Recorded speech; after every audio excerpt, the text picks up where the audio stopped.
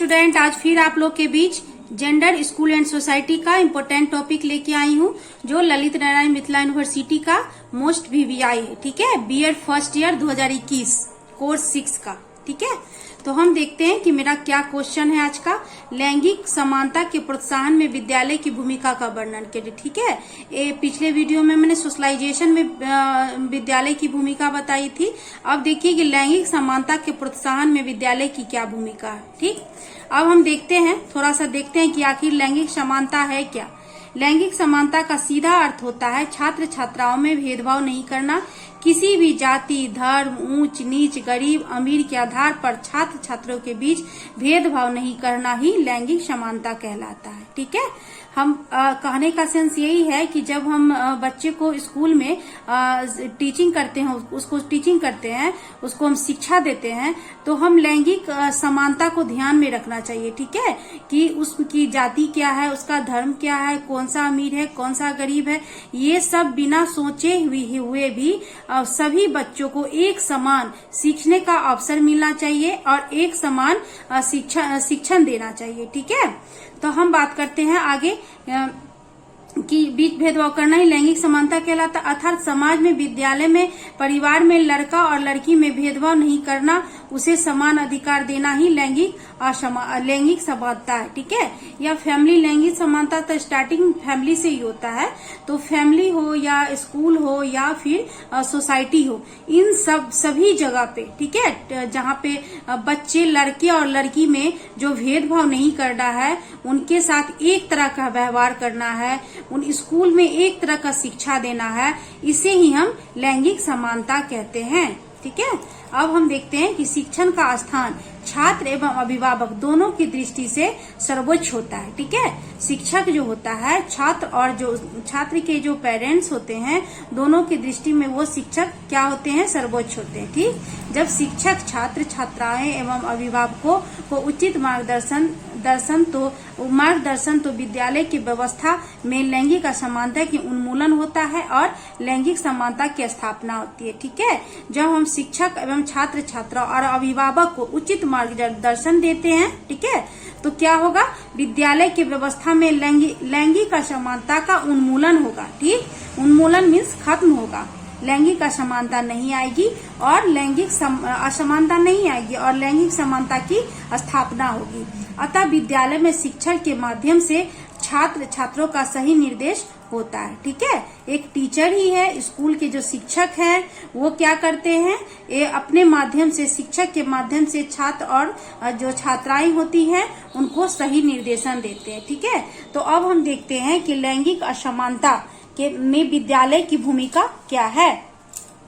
देखिए, विद्यालय पूछे, यहाँ लिख दीजिएगा, लैंगिक असमानता में विद्यालय की भूमिका निम्नलिखित बिंदुओं पर विभाजित किया गया है। ठीक है, तो कहने का मतलब ये है कि स्कूल विद्यालय से पूछे या शिक्षक का पूछे या कक्ष का पूछे, ठीक है, क्वेश्चन जो है थोड़ा सा घुमा के पूछता है बीएड में, क्योंकि सीधा क्वेश्चन नहीं पूछता है, इसीलिए कि आप एक टीचर बनने जा रहे हैं तो अपने भावों को भी व्यक्त कीजिए, आपने क्या समझा उन भाव को भी व्यक्त करना। अगर सीधा क्वेश्चन तो कहीं से भी कोई बना के लिख सकता है, कहीं से भी पढ़ के लिख सकता है, लेकिन इसमें बीएड में अक्सर आप देखिएगा कि क्वेश्चन थोड़ा सा घुमा हुआ रहता है। ठीक है, ताकि आप अपने आप कहाँ तक समझे।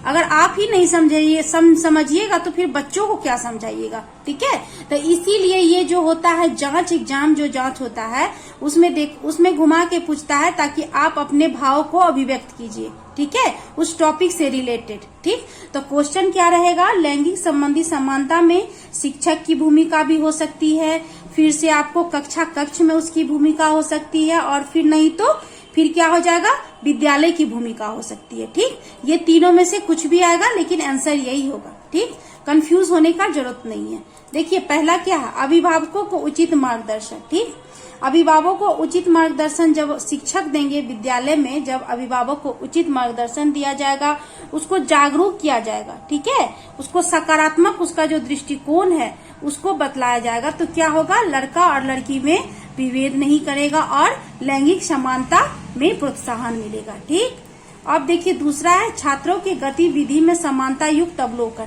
ठीक, अब समानता छात्र एवं छात्रा कि जो भी गतिविधि है, ठीक है, उसमें क्या हो जाएगा, उसका जो अवलोकन होगा उसको एक समान होना चाहिए। ठीक, तो यही होगा। एक आदर्श शिक्षक जो होता है वो लड़का और लड़की में बिना भेद किए हुए किसी भी गतिविधि का समान रूप से अवलोकन करता है। ठीक, जिससे क्या होगा, लैंगिक समानता में प्रोत्साहन मिलेगा। अब हम बात करते हैं कक्ष या विद्यालय में शिक्षक के आदर्श। ठीक है, देखिएगा, कक्ष में या विद्यालय में शिक्षक का जो आदर्श होगा वही सीखता है बच्चे। ठीक है, एक शिक्षक का अगर आदर्श अच्छा होगा तो उसी चीज को बच्चे भी सीखते हैं। अगर शिक्षक ही भेदभाव करने लगे तो बच्चों में भी ये बात पनप जाती है, यानी जेंडर असमानता की जो बात है वो बच्चे के मन में आ जाती है। ठीक है, आप देखिए चौथा पॉइंट, एक शिक्षक सुगमदाता के रूप में। ठीक, अब एक शिक्षक क्या होता है, एक सुगमदाता के रूप में होना चाहिए एक शिक्षक को, क्योंकि बच्चे जो होते हैं, छात्र एवं छात्रा जो भी होते हैं, उनको एक समान क्या होगा, उसको सुविधा मिलना चाहिए। ठीक, ऐसा नहीं कि लड़का है तो ये कर सकता है और लड़की है तो ऐसा नहीं कर सकती है। इसीलिए उनको सुविधा जो दिया जाएगा स्कूल में, वो लड़का और लड़की को एक तरह से दिया जाएगा। ठीक है, अब हम बात करते हैं शिक्षक को छात्र से अच्छा संबंध होना चाहिए, ताकि वो उसमें भेदभाव की जो भावना हो उसमें ना पनपे। जो बच्चे स्कूल में पढ़ते हैं, लड़का और लड़की, उनको यह ना लगे कि शिक्षक मेरे साथ भेद कर रहे हैं। ठीक, लड़का और लड़की जो होते हैं उनके साथ वो अच्छा संबंध बना के रखे, ताकि वो अपनी भाव को टीचर से अभिव्यक्त कर सके। ठीक, अब हम छठा पॉइंट देखते हैं, योग्यता एवं रुचि के अनुसार उत्तरदायित्व का निर्वाह। ठीक है, जैसा बच्चे का, लड़का और लड़की का जो भी योग्यता है, जो भी रुचि है, उसके अनुसार उसके उत्तरदायित्व का निर्वाह होना चाहिए।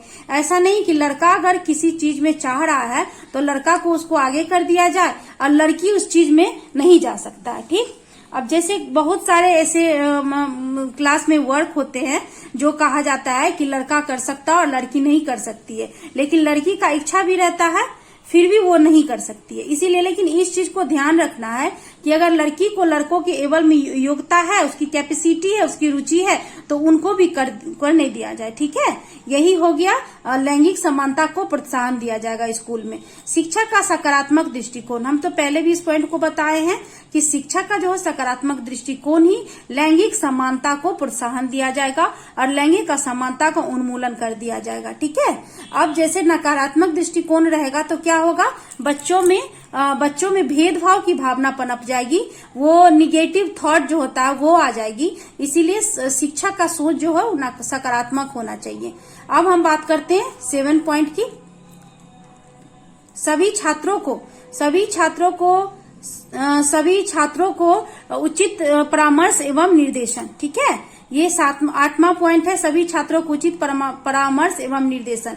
कहने का मतलब है कि सभी छात्र को जो है एक जैसा उचित परामर्श देना चाहिए। ठीक है, अब ऐसा नहीं कि लड़के तुम ऐसा कर सकते हो, तुम बाहर जाके पढ़ सकते हो, तुम ये साइंस ले सकते हो, तुम आर्ट्स मैथ ले सकते हो, तुम यहाँ कोचिंग कर सकते हो, इस तरह से नहीं होना चाहिए। और लड़कियां तुम बाहर नहीं जा सकती हो, तुम घर में ही होम साइंस लेके पढ़ सकती हो, इस तरह का जो है सभी छात्रों को जो है उचित परामर्श एवं निर्देशन देना चाहिए। ठीक, अब हम बात करते हैं 9 पॉइंट को, छात्रों के प्रति समर्पण का भाव। ठीक, अब क्या होगा, छात्रों के बीच जो है समर्पण का भाव, 9वां पॉइंट हो गया, 10 हो गया, 11 हो गया, 12 पॉइंट है। आपको जो याद हो वो लिखिएगा, जो अगर छूट भी जाता है 1-2 तो कोई दिक्कत नहीं है। ठीक है, छात्रों के प्रति बहुत इजी सा पॉइंट है। जनरली हम लोग अपने जो स्कूल की जो सोसाइटी होती है उसमें हम लोग देखते हैं कि इस तरह का होता है। ठीक है, छात्रों के प्रति समर्पण का भाव। अब छात्र के प्रति टीचर का क्या होना चाहिए, समर्पण का भाव होना चाहिए। ठीक है,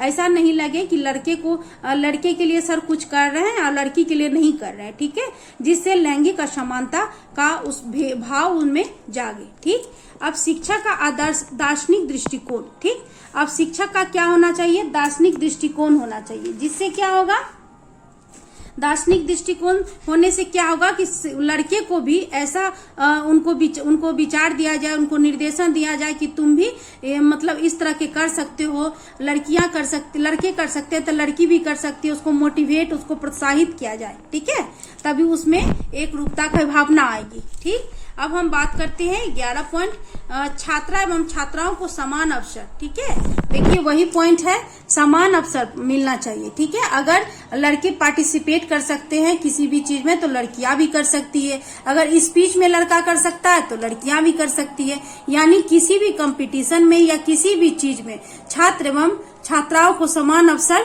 मिलना चाहिए। ठीक, यही है लैंगिक समानता को प्रोत्साहन मिलेगा। ठीक, अब बात करते हैं भेदभाव युक्त शिक्षण की व्यवस्था।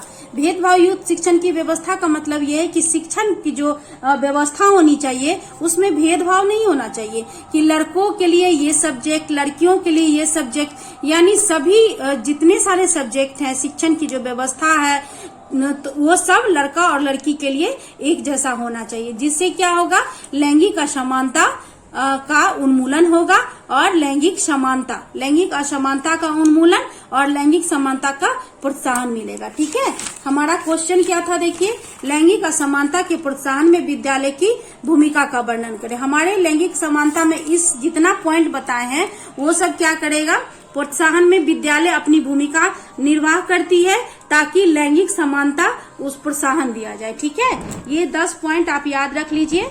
सब जितने सारे पॉइंट है बस पॉइंट को लिख के थोड़ा सा डील कर दीजिए। इस क्वेश्चन का आंसर कंप्लीट है।